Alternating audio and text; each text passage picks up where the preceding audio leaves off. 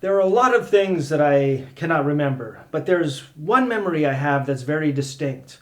I remember a day in 1989 when I was sitting on a bus riding down Roosevelt Road, Losafulu in Taipei, looking out the window at these cement buildings more or less melting in the midday sun, and thinking to myself, oh, so this is what tropical Chinese architecture looks like. On the site of an abandoned Shinto shrine in Taipei stands the Grand Hotel, built by the Taiwan provincial government. Brilliantly lacquered columns and many tiered pagoda-style roofs, reminiscent of Peking's Forbidden City, surround the Golden Dragon Wing. Here, the visiting dignitary or diplomat may enjoy all the comforts of home, wherever his home might be, including a gourmet's choice of fine Oriental and Western foods. Kipling once wrote, "Never the twain shall meet." But here on Taiwan, the traditions and customs of West and East blend into a harmonious and tranquil way of life.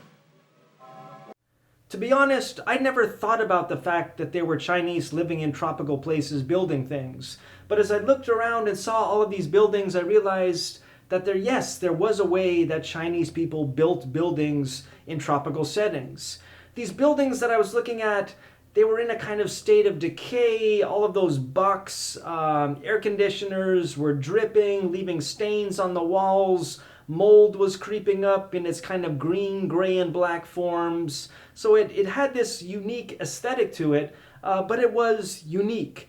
And as I then moved and traveled around to places like Kuala Lumpur, Bangkok, Saigon, Penang, I found these same buildings in all these places. And not only did I see the same buildings, I smelled them as well, as there was something that you smelled when you walked into them or walked out of them. Not a bad smell necessarily, just something unique. It's this combination of the heat, the mold, the air conditioners. I have no idea, but it's something that's there, and it's something that I noticed unified this whole region there. There was something that connected it.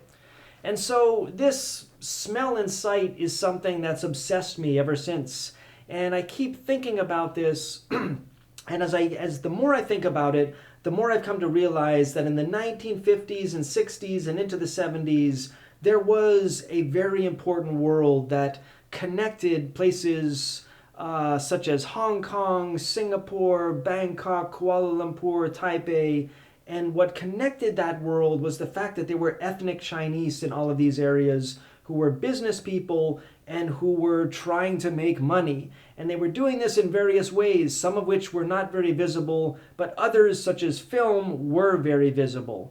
And in the process, they created this kind of unified cultural world and a kind of unified sense of modernity, which did have local variations, but nonetheless there were commonalities that one can find across this region. On the one hand, there are people who kind of dismiss this idea and who would say, oh, come on, the only thing that was common was that they were showing Shaw Brothers kung fu movies, and those didn't really have any effect on things. But actually, I think it goes much beyond that. Because yes, on the one hand, we could say that, they were watching kung fu movies, but they were watching kung fu movies in Kuala Lumpur and Bangkok and Saigon in theaters that were built by ethnic Chinese who built them according to standards that they at that time felt were hip and modern and would attract people to their theaters. Overarching all of this is America and American influence. As World War II came to an end and as the various colonies of Southeast Asia either gained independence or fought and gained independence, the United States came in as the big superpower and tried to stretch its influence over the whole area. And so yes, Hollywood movies, capitalism, all of these things are there playing a role. But below that kind of overarching surface, there were ethnic Chinese who were really on the move. Hong Kong movie industry people who, as I've mentioned in a previous video, were trying to export their movies to Southeast Asia, but then they went beyond that and actually started to collaborate with people in Southeast Asia to make movies. There are Thai movies, for instance, that are the product of collaborations between Hong Kong studios and Thai studios. There's one, for instance, that was made in the early 1960s, Ruen Pae, The Floating House, which has a very complex plot, and I'm going to place a link here for people to read because it's too complex to explain here. But one thing that often gets left out in this explanation is that the main female role in this movie is Chinese. She's ethnic Chinese. She's living in Thailand. She's speaking in Thai, which is probably overdubbed because she was a Hong Kong actress. But it's very clear from the movie that she is Chinese and that her father is Chinese.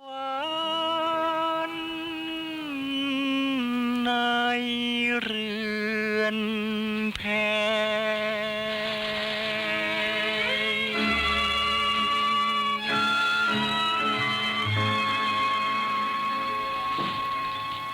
เลือกกาแฟแม่ก็บอกมาไม่รู้เป็นไงเลือกไหมดีมากให้หานี่ตายหาเถอะอย่าหมายเราบอเซนกังเราโกนั่งเรามาเป็นปีร่องกังอย่าตีกังเอาของไปทำอาลิงก็ขอทีเราปีร่องกังมันต้องเอาโหสิให้กังรู้ไหมใจเย็น So that is interesting that the Hong Kong studios would collaborate with a Thai studio, but in the process they would also make it clear that there was a Chinese element in this movie. Beyond that, we don't really know what kind of influence the Hong Kong studio placed on or contributed to the development of this movie, but it's known that the Hong Kong studios generally had more money and that when they did collaborate, the quality of films in Southeast Asia were better than the ones that were usually produced. An example of this is another movie that's a collaboration between a Hong Kong studio and a Thai studio known as Operation Bangkok. Unfortunately, I have not been able to locate a complete version of this movie, but there's, from what I've read about it, it did have higher production quality. There's lots of great songs in it, many of which, I might add, are very much in tune with the kind of music that was coming out of the United States at that time. Again, talking about, showing this link between this Chinese Southeast Asian world and the overarching world of the United States. Then there is another film that was produced in 1972, I think in collaboration with Hong Kong, but I'm not entirely sure. In any case, it begins in Hong Kong and then continues on into Thailand. It's called Om Ok Jau Praya.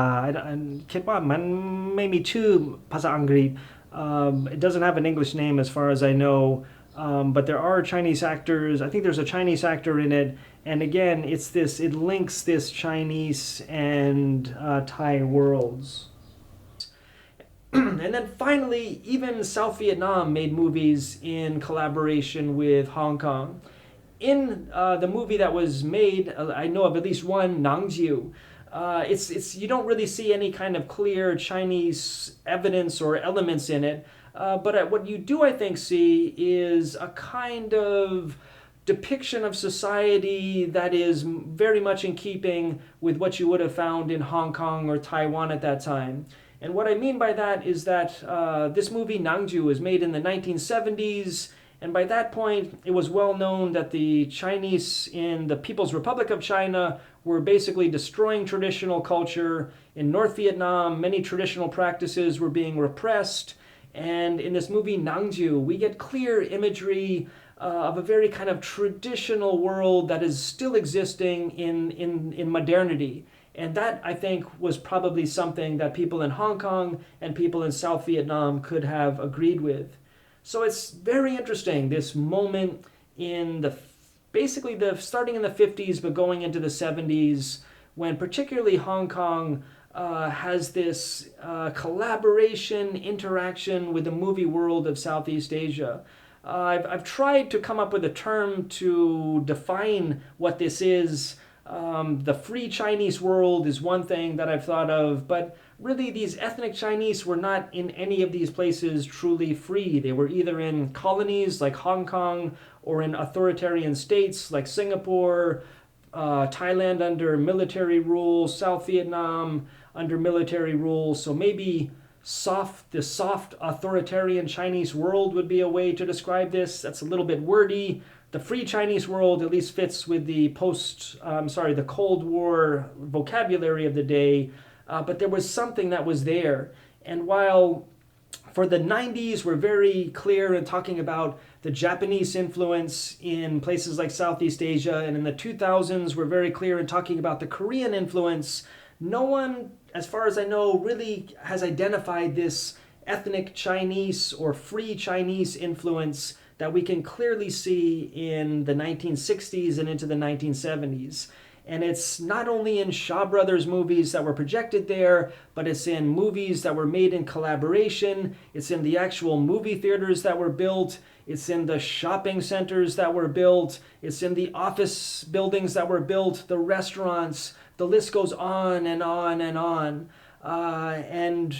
It's something that I think is fascinating and that really needs to be examined further, because it was a really interesting moment in the history of the region.